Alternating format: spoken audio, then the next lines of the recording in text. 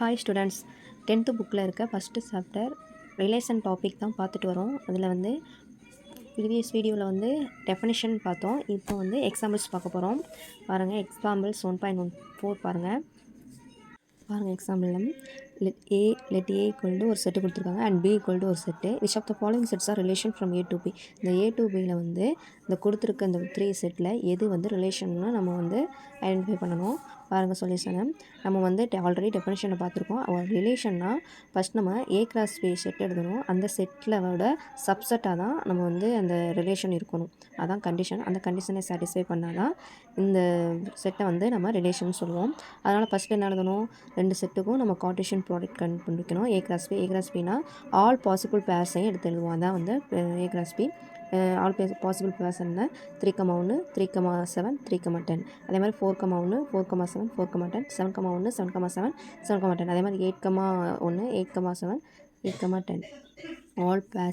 All possible பேர்ஸை எடுத்து எழுதியாச்சு. A cross B set. இப்போ ஒவ்வொரு செட்டுமே நம்ம ஐடென்டிஃபை பண்ண போகிறோம். பாருங்கள், ஆர் செட்டை பாருங்கள். 3,7 4,7 7,10 8,1 இந்த பேர்ஸ் 4 பேர்ஸ் கொடுத்து ஒரு R1 செட் கொடுத்துருக்காங்க. நம்ம என்ன நோட் பண்ணணும்னா, இந்த ஏ கிராஸ் பியில் வந்து R1 சப்செட்டாக இருக்குது. R1 சப்செட் ஏ கிராஸ் பியானு ஐடென்டிஃபை பண்ணணும்.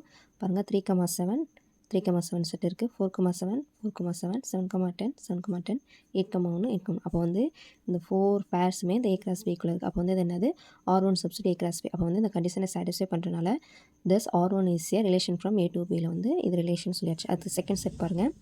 R2 equal to 3,1 4,12. பாருங்கள், 3,1 இந்த இருக்குது. 4,12 வந்து இந்த செட்டில் இல்லை. ஸோ அதனால் என்ன சொல்கிறாங்கன்னா, 4,12 belongs to R2வில் இருக்குது. ஆனால் பட் A கிராஸ் பியில் கிடையாது. அதனால் இது வந்து R2 subset A cross B அந்த கண்டிஷனை சாட்டிஸ்ஃபை பண்ணாது. அதனால் R2 is not a relation from A to B. அதே மாதிரி தேர்டு செட் பாருங்கள். தேர்ட் செட்டில் வந்து 3,7 இருக்குது. 4,10 இருக்குது. 7,7 இருக்குது. 7,8 வந்து இங்கே எங்கேயுமே கிடையாது. அதே மாதிரி 8,11 வந்து இல்லை.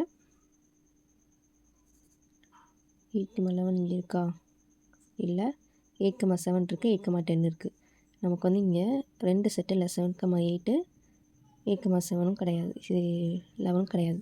அது இங்கே என்ன சொல்கிறாங்கன்னா, 7,8 R3யில் இருக்குது. ஆனால் ஏ கிராஸ் பியில் இல்லை. அப்போ so R3 is not a relation from A to B. இன்னொரு செட்டில் இருக்கிற இல்லாததை வந்து மென்ஷன் பண்ணலை. இந்த புக்கில் வந்து மிஸ்டேக் இருக்குது. இது வந்து இன்னொரு செட்டை ஆட் பண்ணிக்கோங்க. 8,11 இங்கேயும் 7,8 8,11 not belongs to A cross B செட்டில் கிடையாது. சரியா